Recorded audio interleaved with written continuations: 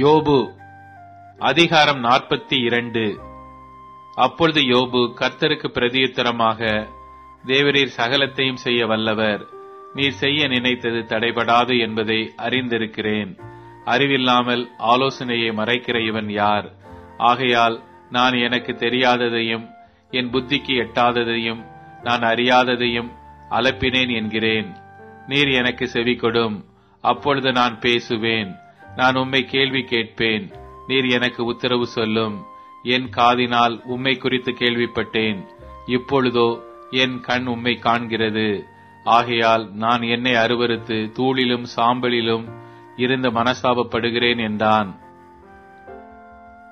கர்த்தர் இந்த வார்த்தைகளை யோபோடே பேசினபின் கர்த்தர் தேமானியனான எலிப்பாசை நோக்கி, உன்மேலும் உன் 2 சிநேகிதர் மேலும் எனக்கு கோபம் மூளுகிறது.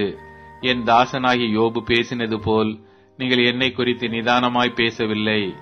ஆதலால் நீங்கள் 7 காளைகளையும் 7 ஆட்டுக்கடாக்களையும் தெரிந்து கொண்டு என் தாசனாகிய யோபினிடத்தில் போய் உங்களுக்காக சர்வாங்க தகன பலிகளை இடுங்கள். என் தாசனாகிய யோபும் உங்களுக்காக வேண்டுதல் செய்வான். நான் அவன் முகத்தை பார்த்து உங்களை உங்கள் புத்தியீனத்துக்கு தக்கதாக நடத்தாதிருப்பேன். என் தாசனாகிய யோபு பேசினது போல் நீங்கள் என்னை குறித்து நிதானமாய் பேசவில்லை என்றார்.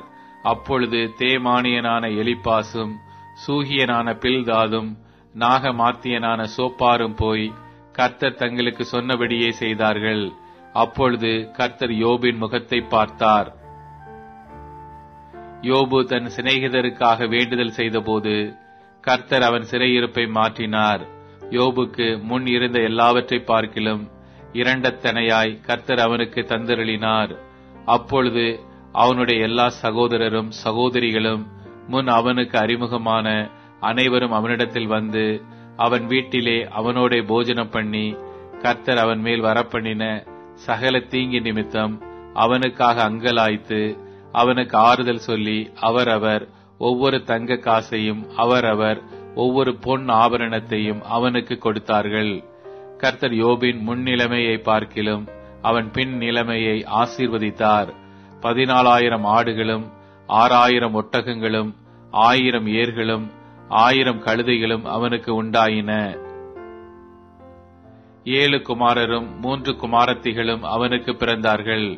மூத்த மகளுக்கு எமிமால் என்றும் 2ஆம் மகளுக்கு கெத்சியால் என்றும் 3ஆம் மகளுக்கு கேரே நாப்புக் என்றும் பெயரிட்டான். தேசத்தில் எங்கும் யோபின் குமாரத்திகளைப் போல் சௌந்தரியமான பெண்கள் காணப்படவில்லை. அவர்கள் தகப்பன் அவர்கள் சகோதரரின் நடுவிலே அவர்களுக்கு சுதந்திரம் கொடுத்தான்.